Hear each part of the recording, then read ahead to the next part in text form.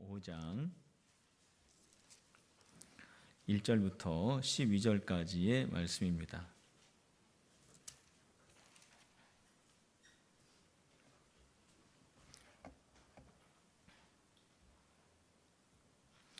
베스도가 부임한 지 3일 후에 가이사랴에서 예루살렘으로 올라가니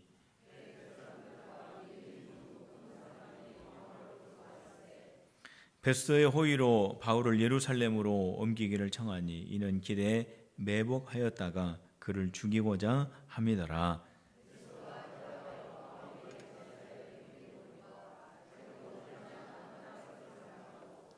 또 이르되 너희 중 유력한 자들은 나와 함께 내려가서 그 사람에게 만일 옳지 않은 일이 있거든 고발하라 하니라.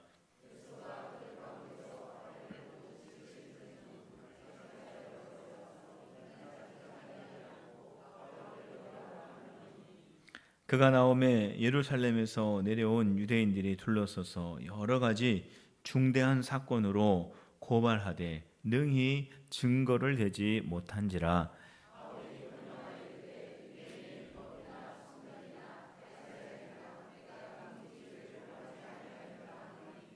베스도가 유대인의 마음을 얻고자 하여 바울더러 묻되 내가 예루살렘에 올라가서 이 사건에 대하여 내 앞에서 신문을 받으려느냐.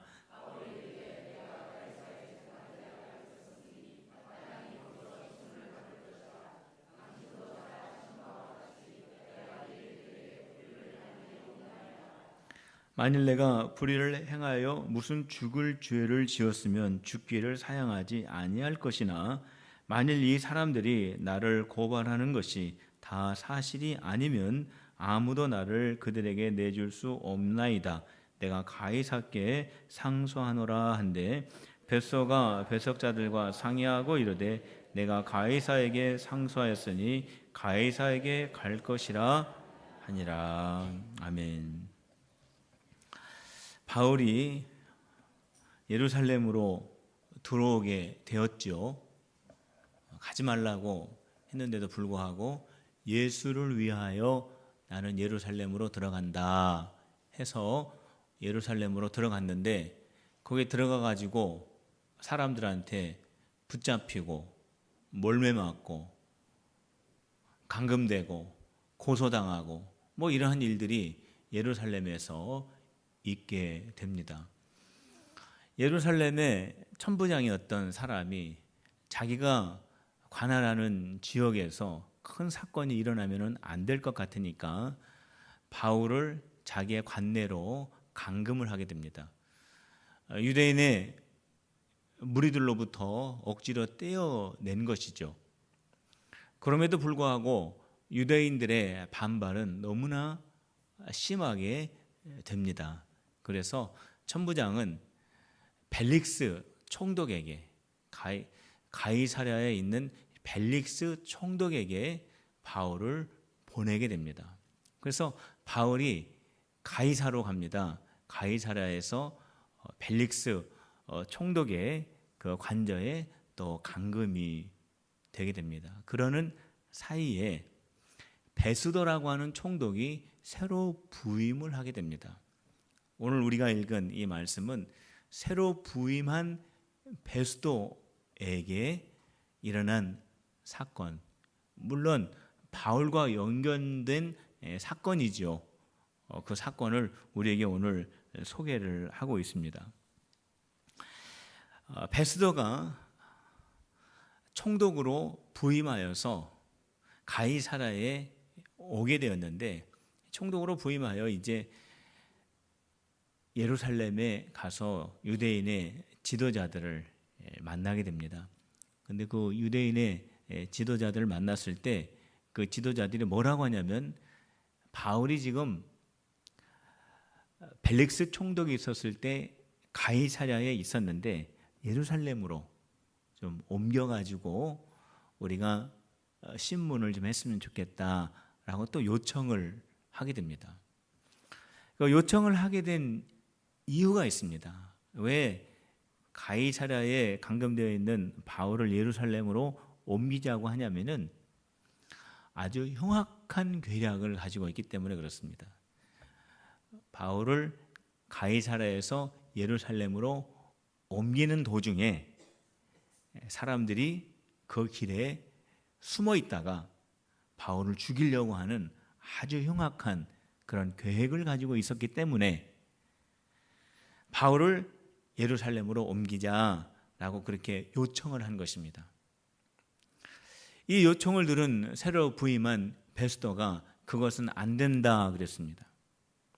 만일 고발할 일이 있으면 당신들이 예루살렘에서 가이사랴에 내려와서 고발해라 라고 그렇게 말을 합니다. 만일 바울이 정말 예루살렘으로 이동을 하였다면은 어쩌면 도중에 바울은 암살되었을지도 모릅니다. 그런데 베스도의 마음속에 그것은 안 된다라고 하는 마음을 갖게 했습니다. 누가 하셨느냐? 저는 우리 주님이 하셨다라고 생각을 합니다. 만일 베스도가 뭐 그렇게 하든지 나의 전임자가 바울을 가이사랴로 받아들였기 때문에 내가 지금 신임으로 부임하였기 때문에 여러분들 뜻대로 하십시오 라고 할 수도 있는 상황이었지만 베스도의 마음속에 그건 안 된다라고 대답한 것은 주님이 베스도의 마음을 움직이셨다라고 저는 생각을 합니다. 이게 바로 하나님의 은혜입니다. 하나님께서 베스도 총독의 마음을 주장하시사 바울을 그 환난과 그 위협에서 지키신 겁니다. 베스도가 안 된다고 했기 때문에 바울은 예루살렘으로 옮겨지지는 않았지만 예루살렘에 있었던 유대인의 지도자들이 가이사랴로 내려가게 됩니다. 베스도와 함께 내려가서 바울을 신문을 하게 됩니다. 바울을 고발하게 되는 거죠. 어떠한 고발일까요? 똑같은 고발입니다. 바울은 유대 사회를 혼란하게 하는 사람입니다. 바울은 마치 전염병과 같은 사람입니다. 바울은 성전을 더럽힌 사람입니다. 이러한 똑같은 고발을 계속 베스도 총독 앞에서 하는 겁니다. 그러나 성경에서는 뭐라고 말씀하고 있습니까? 그들이 중대한 사건을 만들어서 바울을 고발을 하였지만 증거는 없었다라 라고 기록하고 있지 않습니까? 그들이 많은 증인들을 모아가지고 바울을 계속 고발합니다. 중대한 사건으로 만들어서 바울을 고발하지만 성경에는 거기에 대한 합당한 증거가 없다라고 성경은 말씀합니다. 베스도가 바울에게 물어봅니다. 예루살렘으로 올라가겠느냐? 그때 바울이 말합니다. 나는 지금 가이사랴의 총독의 관저에 있습니다. 지금 여기는 로마 황제의 관할 구역으로 알고 있습니다. 지금 나는 황제의 재판 자리에 있는데 내가 다시 예루살렘으로 돌아간다라고 하는 것은 옳지 않습니다. 나는 지금 황제의 재판 자리에 있기 때문에 로마로 가서 황제 앞에 재판받기를 원합니다. 라고 그렇게 대답을 합니다. 바울이 내가 로마 황제 앞에서 나의 억울한 누명을 벗고 싶습니다. 라고 말하는 것 같지만 사실 속 내용은 그것이 아닙니다. 바울이 지금 자기의 누명을 벗고자 로마에 가서 황제 앞에서 한번 따져보자 라고 하는 것이 아닙니다. 바울의 마음속에는 이러한 마음이 있었어요. 예루살렘에 가지 말라고 사람들이 막았었는데 바울이 예수를 위하여 나는 간다 라고 해서 들어가 가지고 몰매 맞고 얻어맞고 붙잡히고 옷이 다 찢기고 그래서 사람들에게 의해서 부축하지 않으면은 걸을 수 없을 정도로 그렇게 몰매를 맞고 감옥에 던져졌을 때 그 저녁 때 주님이 바울에게 나타나셔서 바울아 두려워하지 말아라. 내가 예루살렘에서 끝이 아니다. 내가 예루살렘에서 복음을 전한 것처럼 로마에서도 복음을 전할 것이다 라고 하는 그 말씀을 바울이 기억하고 있었습니다. 그래, 내가 지금 여기에서 신문당하고 고발당하고 증거도 없는 여러 가지 고발 때문에 어려움을 당하고 여러 가지 지금 내가 감금되고 여러 가지 어려움을 지금 내가 당하고 있지만은 이 과정을 통하여 내가 로마로 갈 수 있겠구나.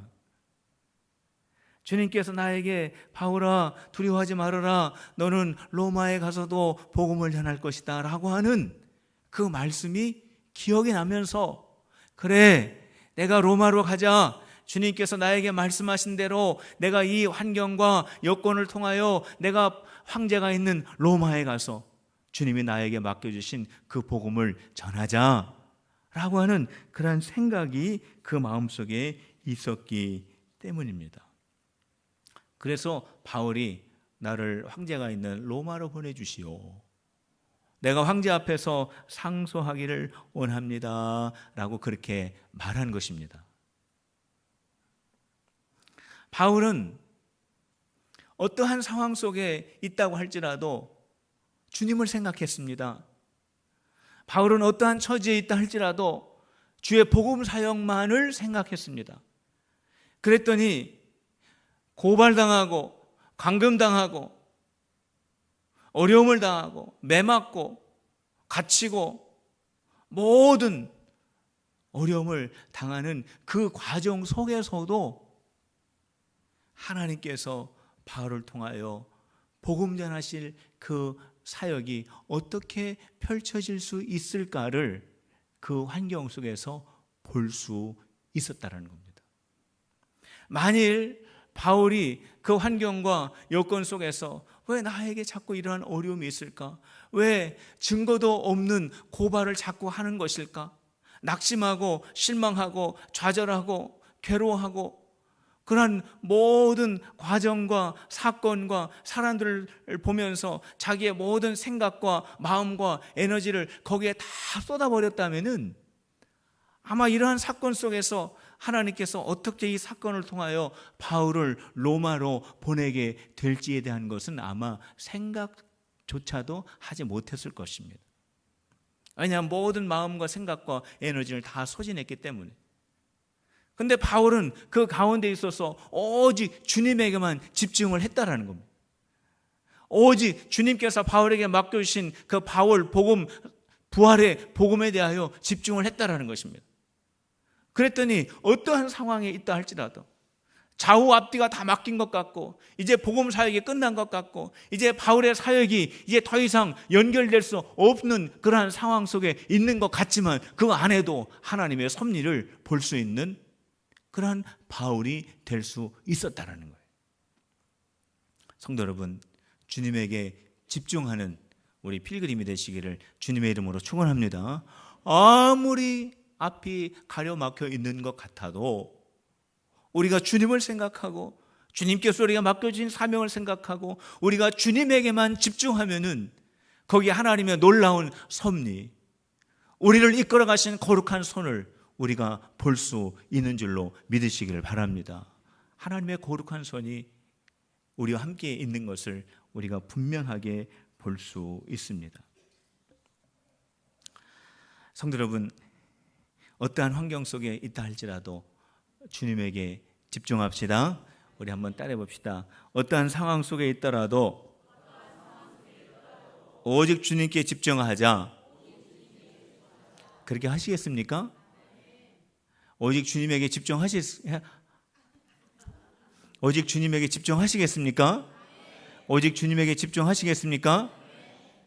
주님에게 집중하면은 주님의 섭리를 깨달을 수 있고 주님의 거룩한 손을 볼 수 있고 주님께서 하시는 놀라운 역사를 체험하게 되시는 줄로 믿으시길 바랍니다. 그런데 오늘 본문을 쭉 읽어보면은 새로 부임한 베스도도 바울에게는 죄가 없다는 거예요. 그 이전 총독 벨릭스도 바울에게는 죄가 없다는 겁니다. 예루살렘의 천부장도 바울에게는 죄가 없다는 거예요. 유대인들만, 동족인 유대인들만 바울에게 죄가 있다는 거예요. 참 기가 막힐 노릇이죠. 천부장도 바울에게는 죄가 없답니다.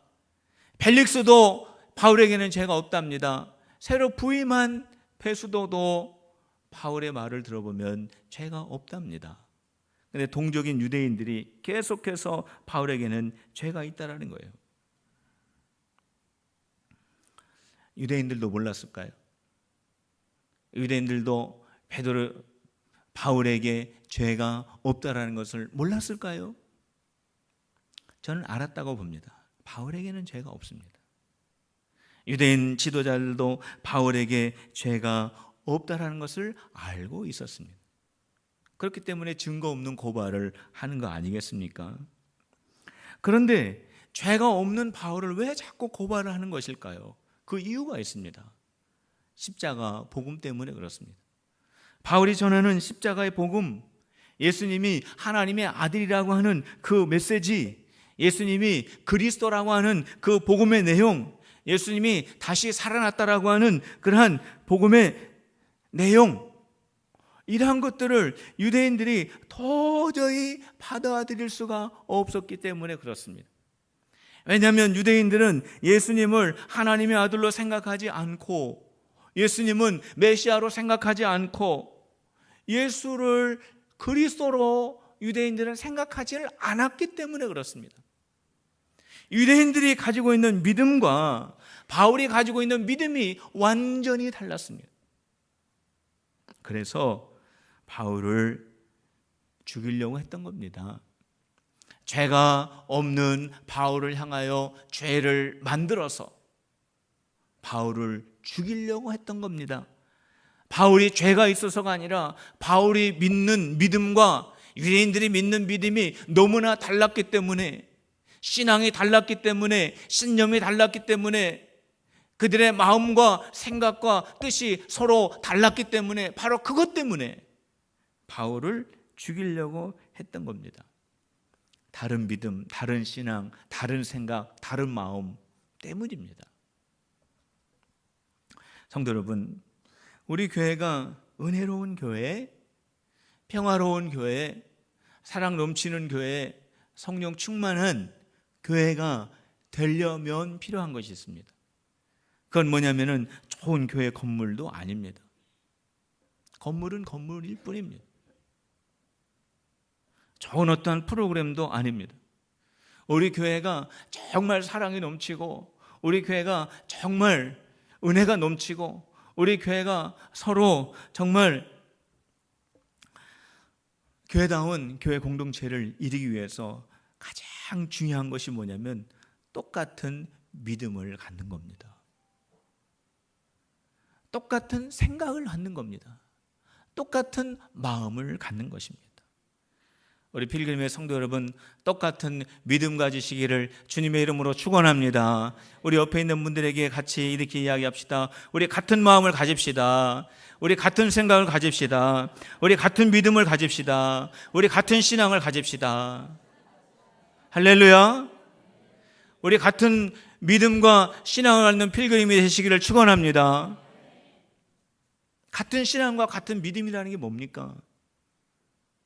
하나님은 우리 아버지시고 창조자이시고, 예수님은 하나님의 아들이시고 우리를 구원하신 구세주이시고, 십자가에 죽으셨다가 3일 만에 다시 살아나시고 부활하셨다가 우리를 구원하시기 위하여, 의인과 불의한 자를 구분하시기 위하여 다시 오실 것을 믿는 것입니다. 성령님을 믿는 것입니다. 교회가 거룩하다라는 것을 믿는 것입니다. 성도의 모임이 구별되다라는 것을 믿는 것입니다. 우리가 죄사함 받았다라는 것을 믿는 것입니다. 우리가 다시 부활할 것을 믿는 것입니다. 우리가 다시 영생할 것을 믿는 것입니다. 이것을 믿으시면 우리 다 같이 아멘 합시다. 이게 뭐냐면은 사도신경이에요. 우리가 함께 믿어야 할 신앙의 근본입니다.